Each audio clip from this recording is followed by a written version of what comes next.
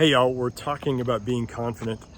And isn't it true that when we're walking through storms, we've got a hurricane swirling around us as we're in hurricane season now. We've got things that are going on that just seem out of control. For many of us, isn't it true that the thing we want is just peace? We want quiet in the middle of the storm. We want the wind to stop blowing in, and we don't want it to be the eye of the hurricane, all right? We want it to be that we're already through it. Well, Jen and I have navigated some crazy things over the last few years, and be honest, some of the hardest decisions we've ever made in our lives. And one thing I can say with confidence is this, that through it all, as we pursued Jesus Christ through it, we've seen that God's given us a peace that passes understanding. We've seen that God has calmed our hearts in the storms in our lives as a result. Now, here's the crazy thing. It doesn't mean it wasn't painful. It hasn't been painful. It still sometimes isn't. Pain definitely has come with it. Man, it's been tough.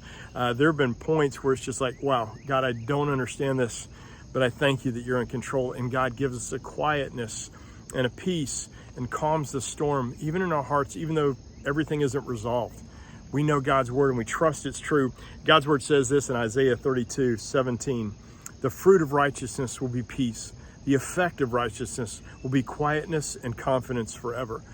You and I, again, in and of ourselves, we can't be righteous enough. We can't be good enough.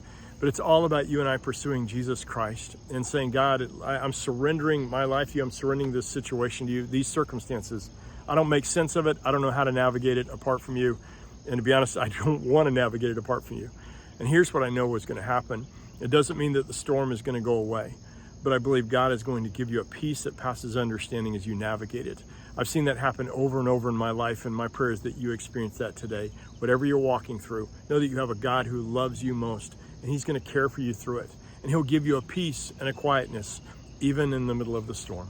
I hope you have an amazing day. As always, let's live reckless for the one who loves us most, Jesus. Bye, y'all.